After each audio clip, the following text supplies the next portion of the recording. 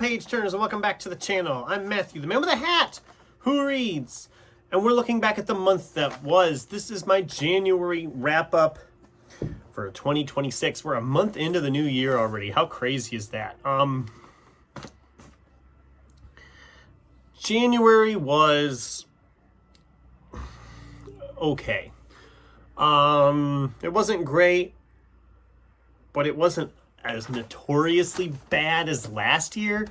A lot of the books I got to were just kind of middling so-so reads. There was only really one that disappointed. We're going to talk about all that and break it all down. We got 7 books read in January, which is down from previous years by quite a bit. But my reading habits are changing as I've been busier with stuff. I'm trying to kind of get back in a better groove. But 7 is not a bad month. We did have a couple we didn't get to. We didn't get to Dean Koontz's One Door Away from Heaven, mainly because it's a pretty thick boy. I just ran out of time on it. I could have started it at the end of January, but I went ahead and picked up one of the February reads and got started on that because I have some chunky February mass market reads to tackle in February. So we'll see. I don't know when I'll get back to this one, but I'll pick it up again at some point. The same can be said for Dan Frey's Dreambound, or I guess hold it like this since it's kind of the covering, whatever. I really wanted to get to this one. I really enjoyed Dan Frey's first novel, and I do want to get to this one at some point, obviously. If I have time, I might pick it up here in February. Otherwise, it'll probably get shoved down the road to like April. I haven't really planned anything for April. I might just maybe do that. The ones I don't get to in January, February, March, I'll just shove in as April reads. Maybe that's what I'll do. We'll see. But let's get into the stuff we actually did get read. Starting with a library book carryover. I'll put a picture over here of Robert Galbraith's The Hallmarked Man. This is the most recent Cormoran Strike novel, and Robert Galbraith is obviously, if you don't know, a pen name for J.K. Rowling.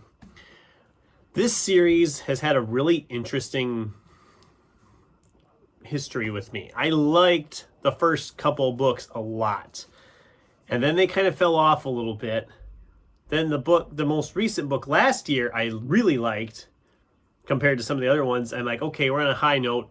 So I went into this one, and it went right back down to where I was before, where it feels like we are dragging these books out to make them as long as we possibly can.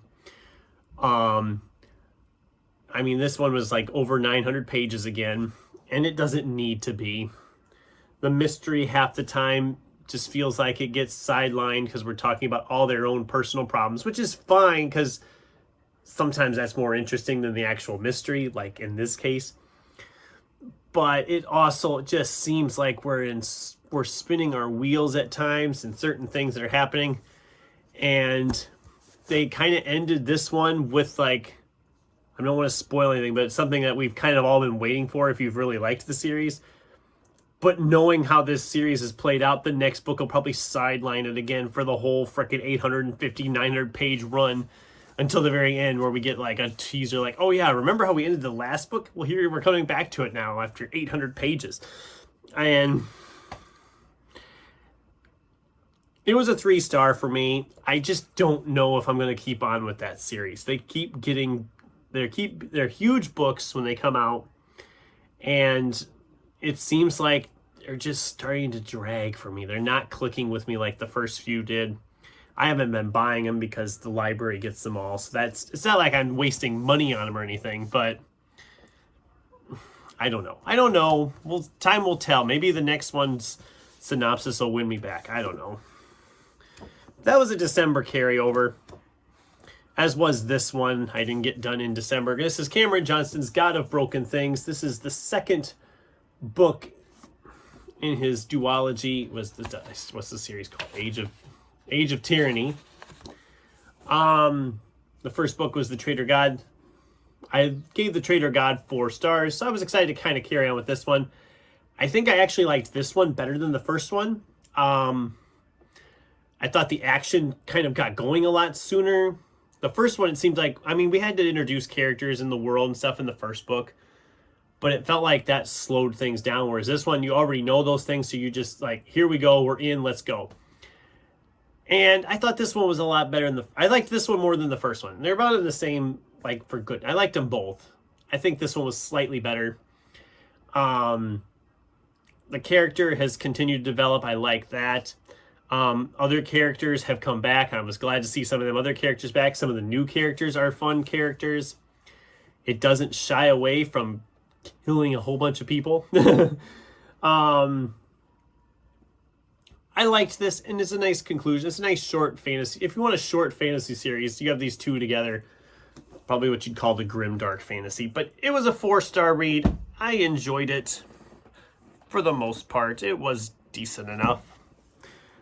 Not my favorite fantasy novel of all time or anything, but pretty good.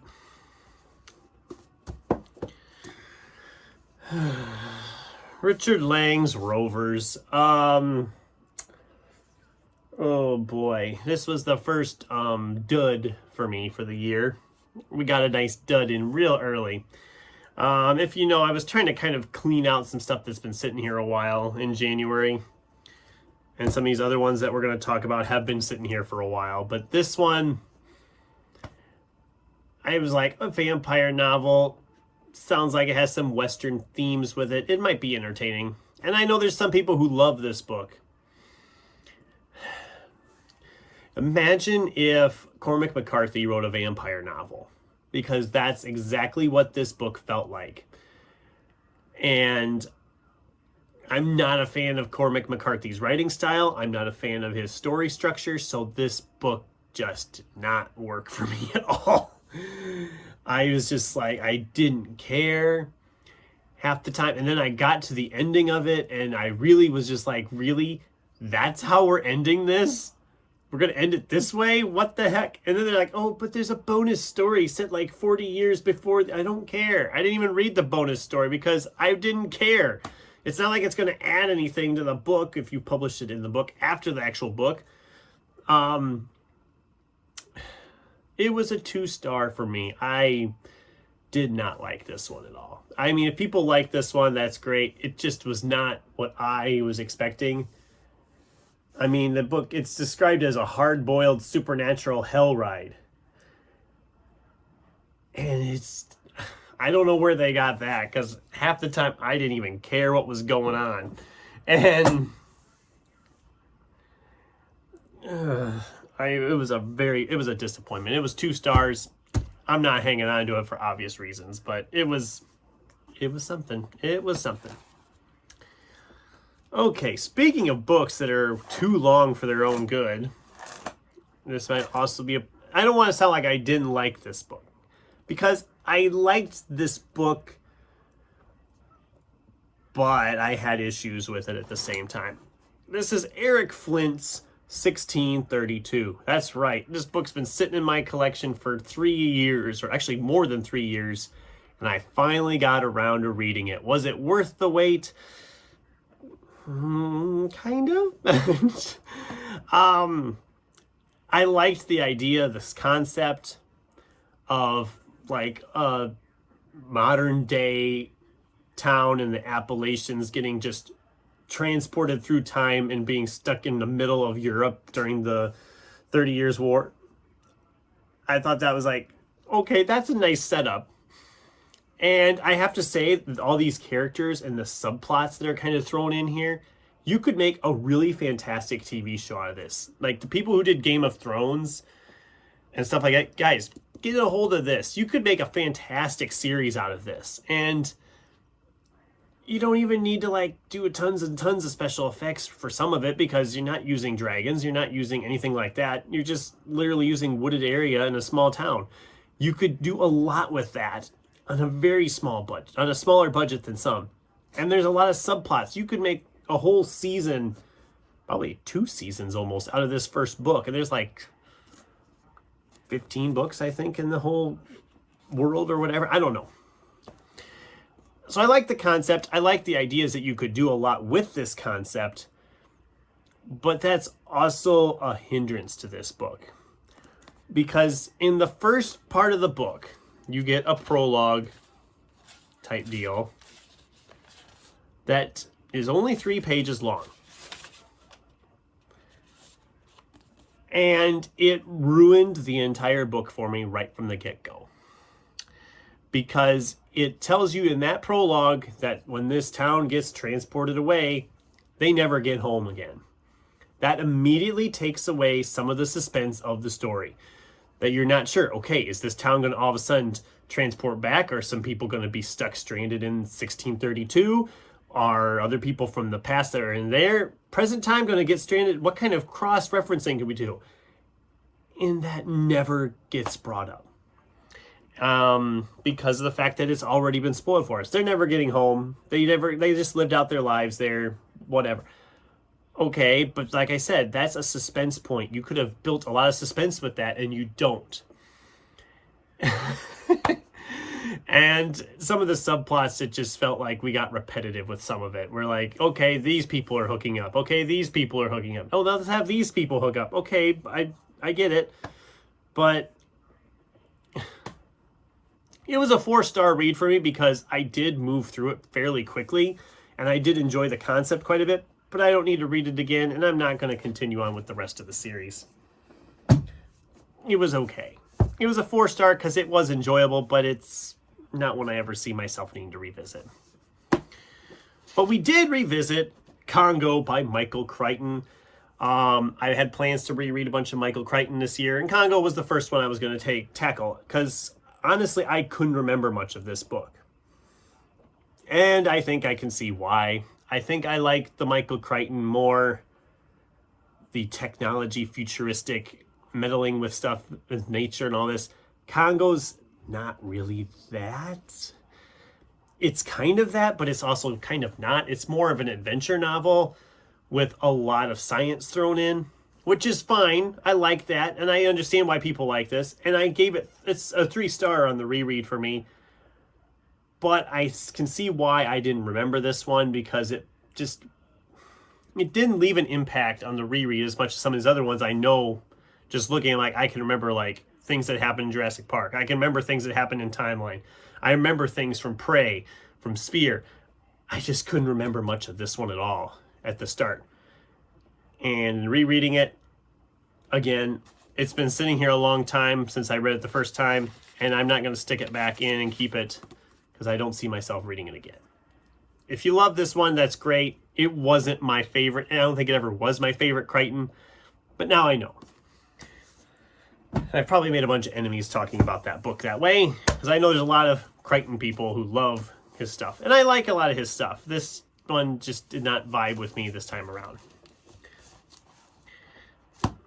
Ellie Conway's Argylle, a book that inspired the major motion picture. It was a 3-star. Namely because it is not the story in the motion picture. It's literally the book that the author wrote in the motion picture, the book that made her famous. So it doesn't really have any bearing to the plot of the movie. It's just kind of a nice little extra thing. It's entertaining enough as a super spy thriller.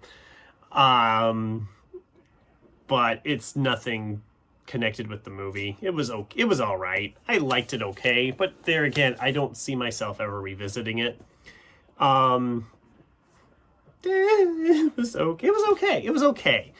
I didn't hate it, and I moved through it quick enough, but it's not great. The last book from January, which surprisingly this video's gone longer. If you're still here, say hello. David Clement Davies, Firebringer. I was very excited to pick this one up finally, because it was kind of compared as like that this book does for deer what Watership Down does for rabbits.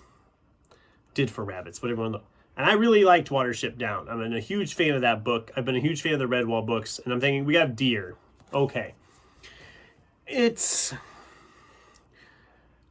is a young adult novel, which is not a problem. That's not a strike against it. I'm not saying that. I'm actually surprised it gets qualified as young adult, because it is actually very brutal at times that some of these deer are sharpening their antlers and just gouging other deer, and just very viciously brutal at times. It's a fantasy novel. And it does kind of sink into the typical fantasy novel cliches. You know, there's a prophecy, there's a chosen one, and you know the chosen one's dad is going to get killed by a betrayal of the tribe, and then he's going to have to go into hiding, and they're not going to tell him he's special until he grows up and realizes they're still trying to hunt him down. It also kind of dug into some Lion King vibes. I was like, oh yeah, this is what happened in the Lion King. They're hunting him. He's going to find new friends and try to live a carefree life, but eventually he's going to have to go back and confront his fate and destiny. And it wasn't a bad book.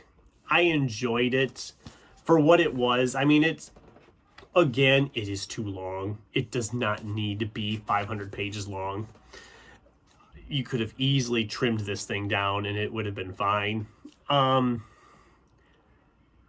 It's enjoyable enough. It's a nice standalone animal fantasy if that's what you're looking for. But don't be expecting anything like groundbreaking, because it's kind of a comfort read. It's a comfortable, I mean, if you're a longtime fantasy reader and you like those cliches and you want to see that kind of stuff over and over, then here you go. This is a good one for that.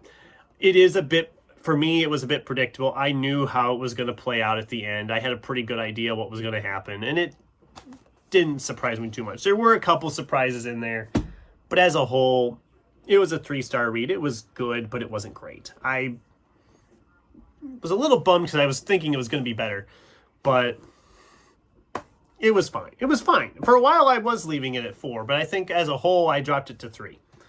So that was my January reading, and my book of the month was Cameron Johnston's God of Broken Things, I guess, was my book of the month, because that was the highest praise I have for these books I read. So what'd you guys think? Have I pissed all of you off by saying some terrible things I said about some of these books? What was like your book of the month for January? I'd love to hear from you in the comments down below. Thanks for watching, and until next time, keep turning pages.